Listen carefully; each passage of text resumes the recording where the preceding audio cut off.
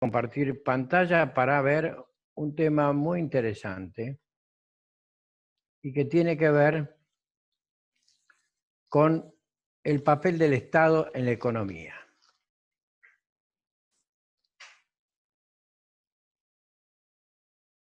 Acá lo tienen y yo me voy a incorporar entonces.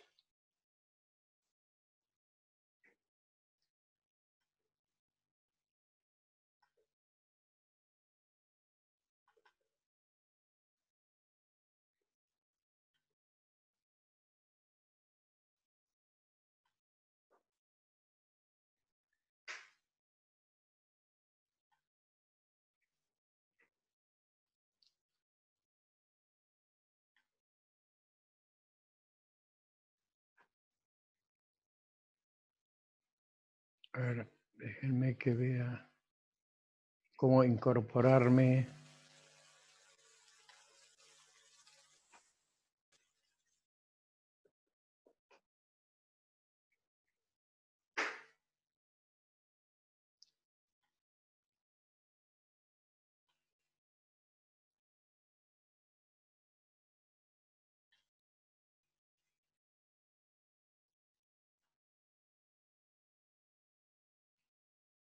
A ver, vamos a salir y vamos a volver a entrar.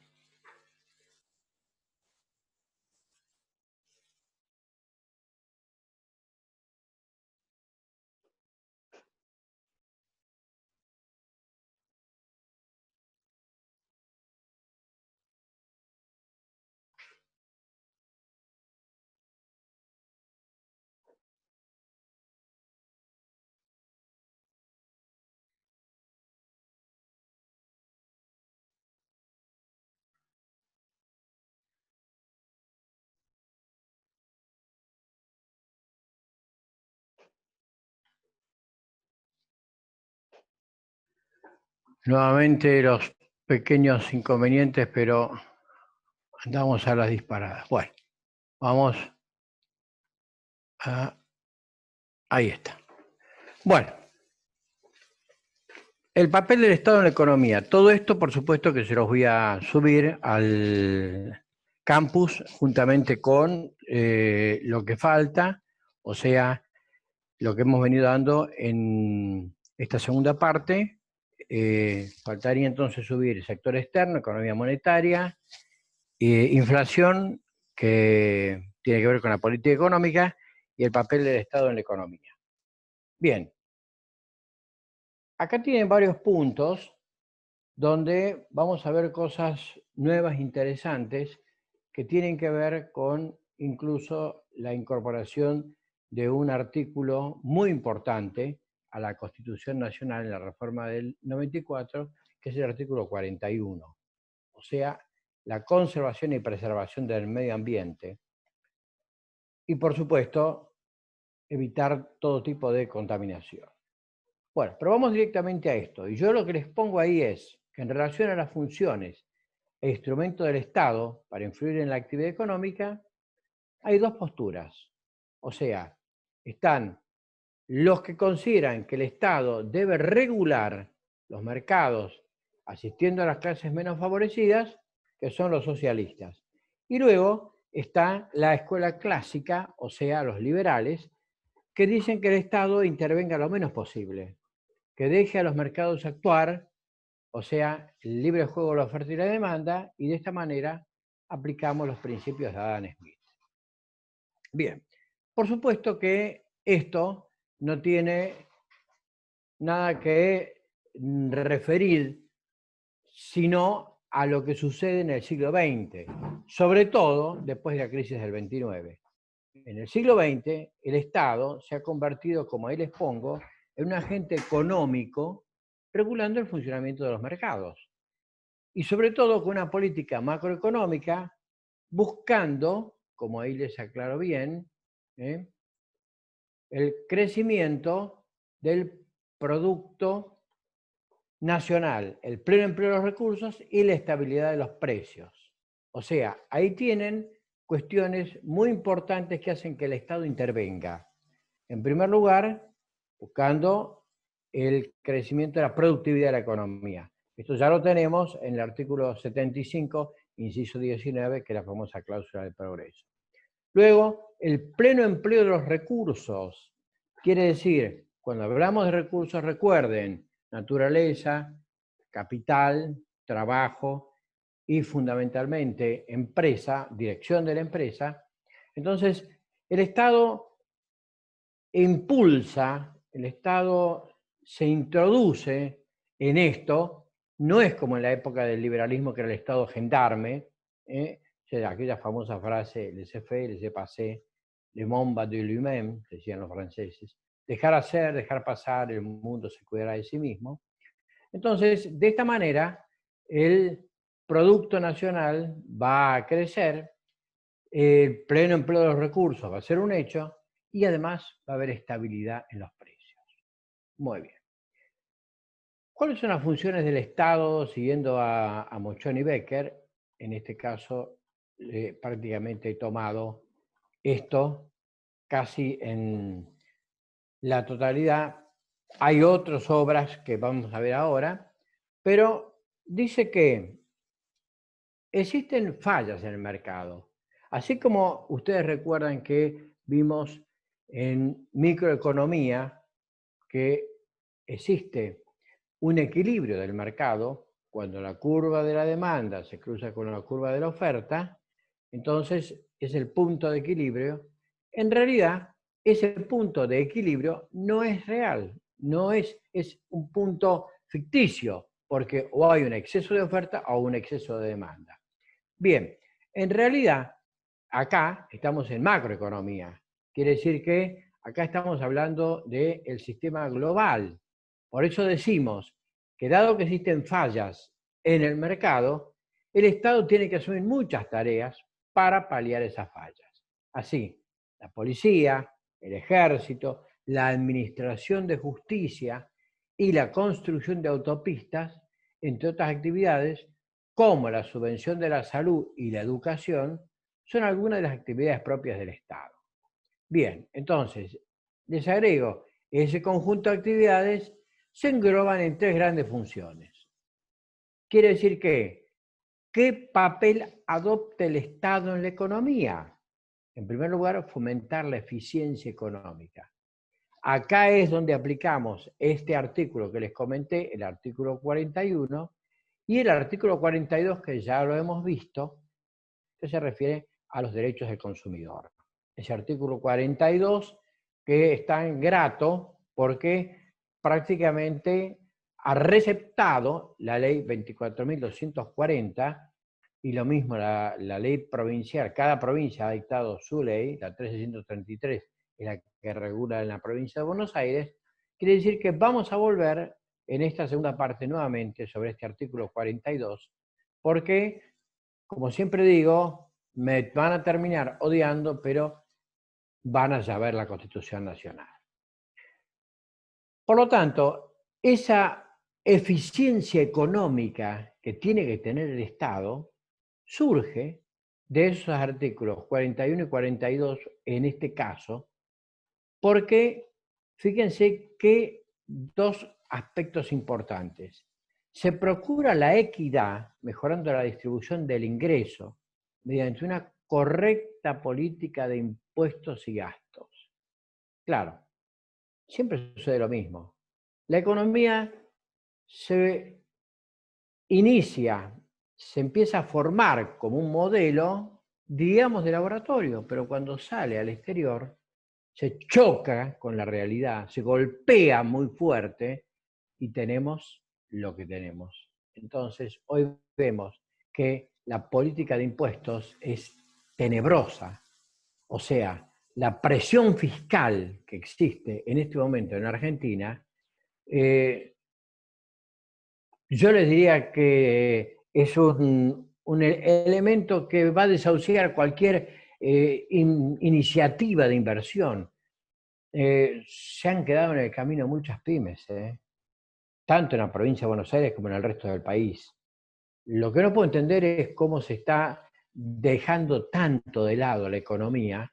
No, yo insisto, no digo que no se priorice la salud, pero estamos dejando demasiado de lado la economía. Y el concepto de gasto, que obviamente empieza a abultarse, sobre todo porque el Estado empieza a subsidiar muchas cosas. Y finalmente, esas actividades del Estado, esa tercera gran función, es propiciar la estabilidad y el crecimiento económico. Esto, insisto, ya lo vimos en el artículo 75, en el inciso 19, donde se habla de aumentar la productividad de la economía. Y habla del crecimiento económico. Bien. Usted toma en el programa, fíjense, yo he tratado de desarrollar punto por punto para que no tengan ningún inconveniente y para que incluso no tengan que ir a buscar el material al mismo libro de Muchón y Becker, que es bastante complejo. No es sencillo introducirse en este ámbito de la economía. Entonces ahí tienen la eficiencia del mercado. ¿Por qué decimos que el mercado debe ser eficiente? Porque el mercado debe funcionar. Y cuidado con el gobierno que quiera alterar esas reglas del mercado, porque en una sociedad, en un modelo como el nuestro, un modelo constitucional como el nuestro, el mercado está regido por el libre juego de la oferta y la demanda. Pero acá, ese libre juego tiene sus fallas, o sus fallos, como dice el programa, que dice fallos de mercado que justifican la intervención del Estado. Yo prefiero hablar de fallas, pero bueno, fallas o fallos no son fallos judiciales, aunque vamos a ver algo vinculado también a eso. Entonces el mercado funciona, pero tiene sus fallas. Ello atenta contra la eficiencia del mercado. Por eso les pongo, es necesario tratar de obtener un equilibrio general, pues al interrelacionarse todas las economías domésticas o familias, las empresas y los mercados, se da respuesta al problema económico de producir. ¿Cómo? ¿Qué producir? ¿Cómo producir? ¿Y para quién producir? ¿Se acuerdan que en la unidad 1 vimos el famoso problema económico y los tres interrogantes? Un modelo económico debe plantearse, ¿qué voy a producir hoy en día? ¿Qué voy a producir en un país que tiene prácticamente todos los sectores productivos parados? Lo que necesito producir es alimentos. Necesito producir cuestiones que salgan a solucionar el problema de la pandemia. ¿Cómo la voy a producir? Necesito inevitablemente maquinaria, equipamiento, necesito inversión para poderlo hacer. ¿Y para quién? Pues precisamente para el habitante. Y acá me remito nuevamente al preámbulo, cuando dice promover el bienestar general, porque es así, es un deber que tienen las autoridades, que nosotros, los ciudadanos, que hemos confiado en las personas, lo votó o no lo votó, estamos en una democracia. Por lo tanto, es el presidente de la Argentina. Y el gobernador lo votó o no lo votó, el gobernador de la provincia de Buenos Aires surge de elecciones. Por lo tanto, en un gobierno republicano y democrático son instituciones, el gobierno, el Poder Ejecutivo Nacional y el Poder Ejecutivo Provincial. Bueno, lo mismo por supuesto pasa con el municipio, o sea, con el intendente. ¿Lo votó o no lo votó? Está. O sea, lo que tenemos que entender es que existe dentro de ese artículo 14 el derecho de peticionar a las autoridades. Y le tenemos que pedir a las autoridades que piensen en las condiciones actuales en las que está la Argentina y que no son condiciones favorables ni son las más adecuadas en virtud del transcurso de los días, las semanas, y ya llevamos 100 días y seguimos adelante. Entonces, es necesario interrelacionar las economías domésticas con las empresas y los mercados. Y entonces ahí vamos a dar respuesta a este problema económico. Muy bien. Vamos a entrar en una temática muy interesante. Una temática que en la Argentina se vio, y vamos a hablar de dos obras, sobre todo de una muy complicada, porque hoy vamos a conversar sobre los daños colaterales que se originaron con las famosas papeleras, y vamos a hablar de una empresa, tremenda empresa, que ha hecho estragos, la Barrick Gold Corporation, y vamos a leer párrafos de este libro, muy interesante, que tiene que ver con el gobierno que ha pasado y los gobiernos anteriores, sobre todo a partir del gobierno del riojano, del innombrable riojano, porque en realidad cuando lleguemos a hablar, y tengo que poderlo hacer, sobre las privatizaciones, vamos a ver lo que ha sido, lo tenebroso que fue esa reforma del Estado en la época de Carlos Saúl Menem. Entonces, ¿qué son las externalidades? Fíjese que en la esencia de la palabra se tiene algo externo, algo que parece que está fuera del sistema, del modelo. Y entonces ahí le pongo que las externalidades o efectos externos surgen cuando en la producción o el consumo de un bien se afecta a empresas o consumidores que no intervienen ni en la compra ni en la venta de ese bien. Entonces, externalidades puede ser en la producción o en el consumo. Y determinados agentes externos o efectos externos surgen y entonces afectan a la empresa o los consumidores que no tienen nada que ver en la producción o el consumo de ese bien. Bien, supuestos. En la producción se pueden dar dos tipos de externalidades. En primer lugar, una externalidad negativa y también una externalidad positiva. La primera externalidad que se da es la contaminación. Y, como les decía, tenemos el caso de las papeleras y puntualmente vamos a hacer referencia a otra obra también, el Derecho Constitucional Económico. Mire usted si yo le hiciera estudiar esto, mire lo que es este libro. Bueno, créame que muchas de las cosas las he tomado de acá, con lo cual se ve claramente que existe un trasfondo económico fuertísimo en la Constitución Nacional.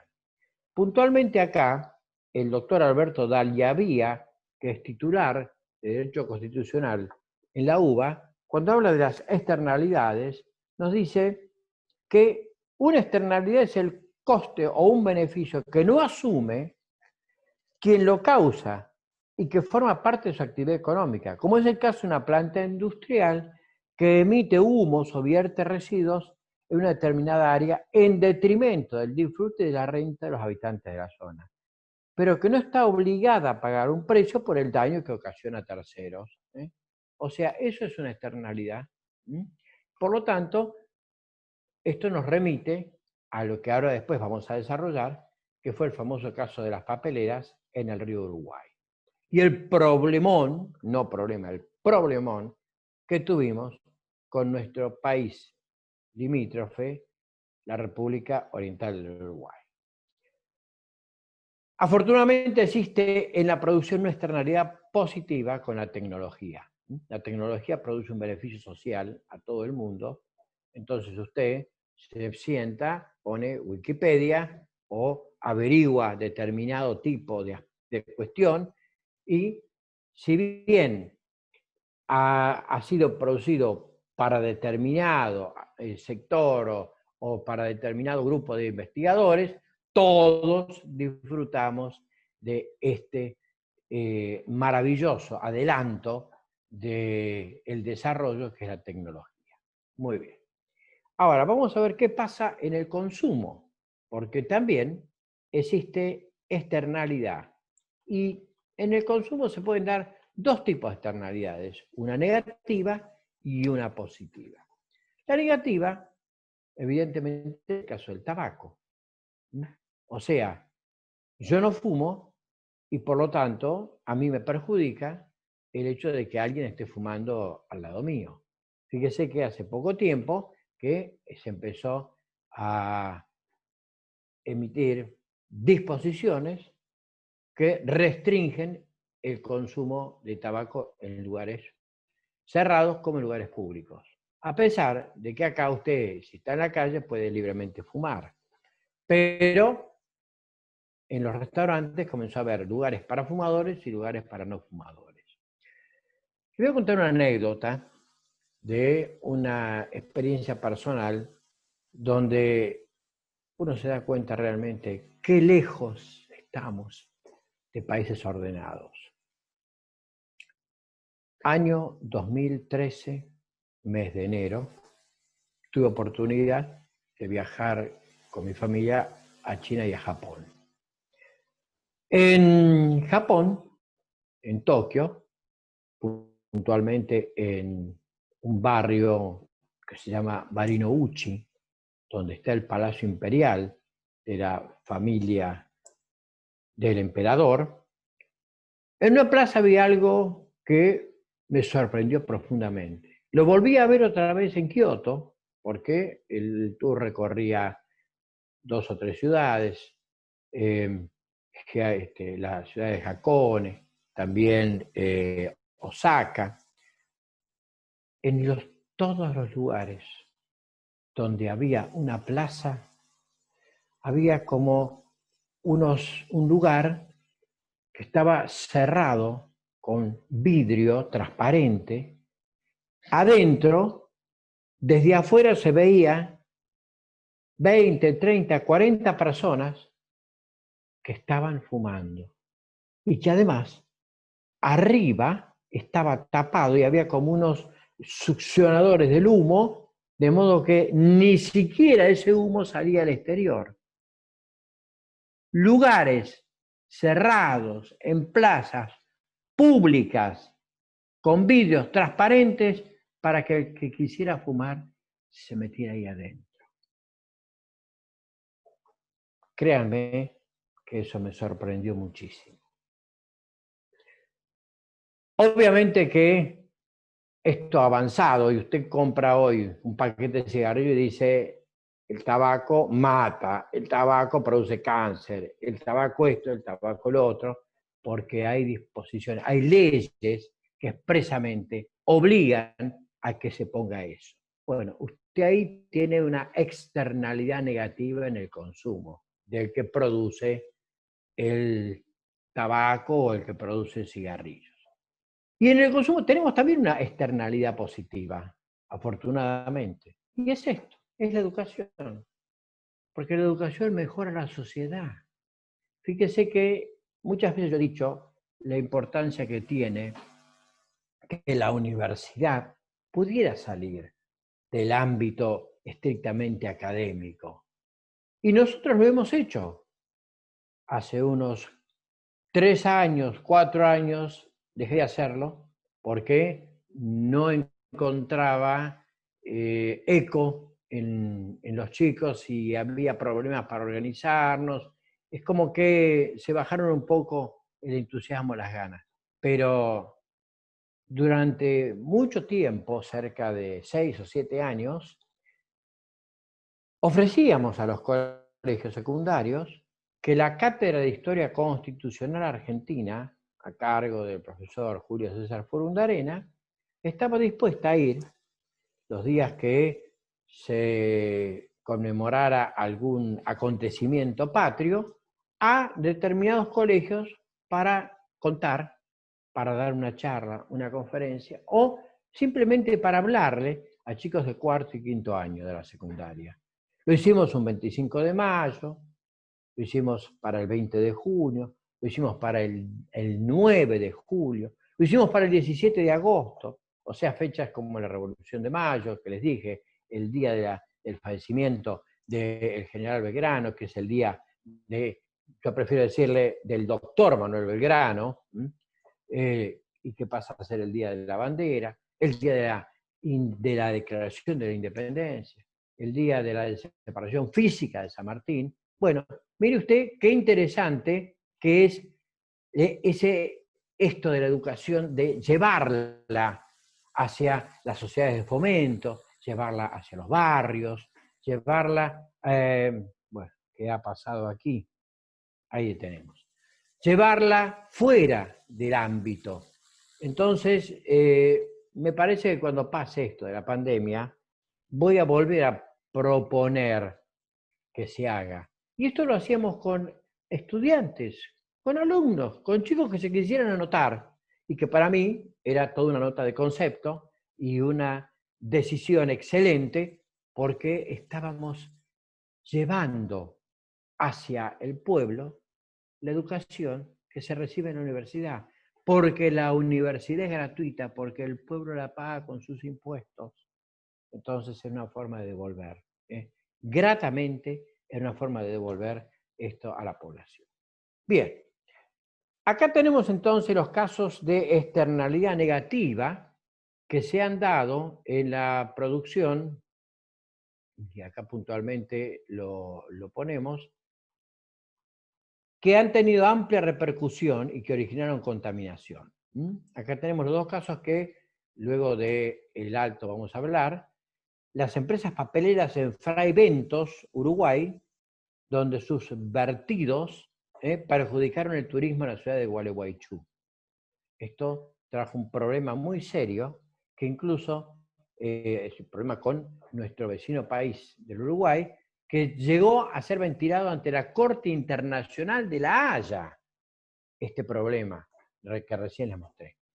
Y luego el tema de la empresa minera Barrick Gold Corporation, cuyos vertidos de amoníaco contaminó ríos de las provincias andinas.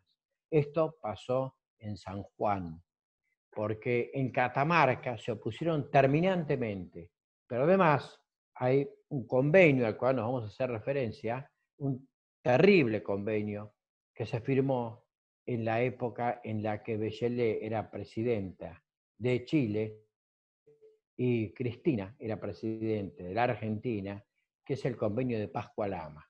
Quien escribe este libro, y que vamos a leer algunos párrafos, Miguel Bonazo, era un diputado K y tuvo la honorabilidad de escribir esto para, fíjese, titularlo como lo titula, El mal, porque además acá hay otra cosa más. Está el problema que se suscitó cuando se ventiló en el Congreso la sanción de la Ley de Protección de los Glaciares. Bien, nos quedan unos minutos como para avanzar un poquitito más sobre algo más, porque fíjese usted que el programa nos dice externalidades y bienes públicos.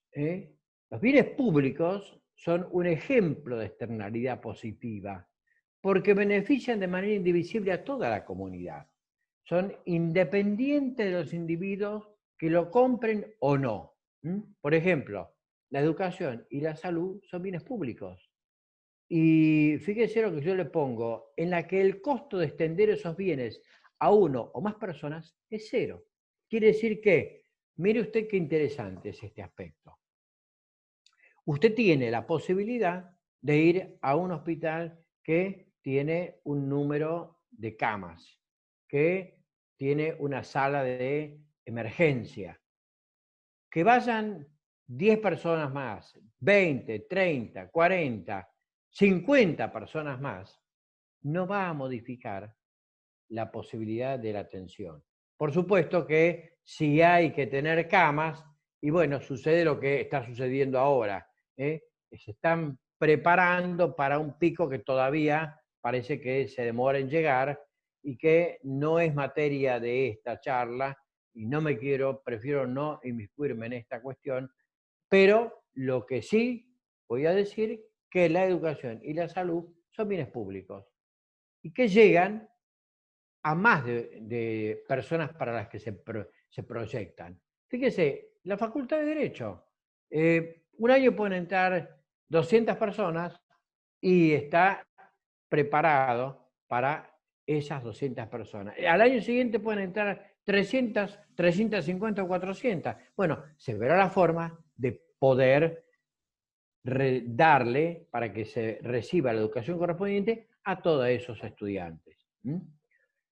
Por lo tanto, es interesantísimo e importante el concepto de bien público. Y por eso lo destaco la educación y la salud. Para mí, en lo personal, es tan importante como la justicia y como la salud, la educación. Bien, el punto que continúa tiene que ver con algo que es muy interesante y que es lo que yo les puse ahí, nuevo planteo jurídico y económico del problema de las externalidades. Mire usted, le puse jurídico y económico, porque estamos en una facultad de Derecho. Hasta ahora todo lo que hemos visto es exclusivamente económico, pero ahora vamos a ver el aspecto jurídico de la cuestión. Y ese aspecto jurídico de la cuestión nos va a llevar al análisis de ese artículo 41. Entonces, en estos 3 minutos les voy a leer rápidamente y después nos vamos a extender un poquitito en lo que se conoce como los costes de transacción. Efectivamente, en 1960 aparece la tesis de Coase.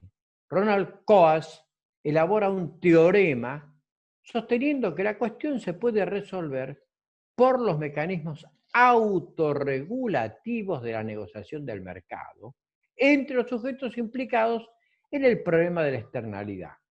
Aparece así el concepto de derecho subjetivo negociable. Es decir, en el caso puntual de las papeleras, se podría haber solucionado perfectamente buscando la negociación de las partes perjudicadas. ¿Quién originó el problema? O sea, las empresas que producían el papel y, en este caso, los habitantes de Gualeguaychú y, sobre todo, la República Argentina. Esta cuestión es una posibilidad para evitar el conflicto de las externalidades, el conflicto que origina la externalidad. Y de esta manera sí aparece el concepto de derecho subjetivo negociable, como ahí les pongo. Bueno, nos vamos a extender un poco más en esto en la segunda parte y vamos a desarrollar con lujo de detalles ese artículo 41 que por supuesto lo voy a preguntar, como el 42, porque quiero que sepan la Constitución Nacional. Y acá vamos incluso a hablar de la Constitución Provincial también. Bien, Nico, ¿estás escuchándome? Sí, sí, estoy acá, Julio. Bueno, hacemos un alto de unos 5 o 6 minutos, a ver a qué hora retomamos. Son las 8 menos cuarto. A ver qué hora dice ahí. 19:43. Bueno, vamos a tratar de arrancar a las 8 menos 10 y por ahí no vamos a dar toda completa la hora. ¿Hay problemas si no vamos a toda completa para la grabación? No, no, no pasa nada. Mientras que se cargue esta, está todo bien. Bueno, perfecto. Entonces vamos a continuar dentro de unos 6, 7 minutos. Aprovechamos para tomar un café y continuamos con esto que van a ver ustedes muy interesante y muy actual. Bien, nos vemos en unos minutitos.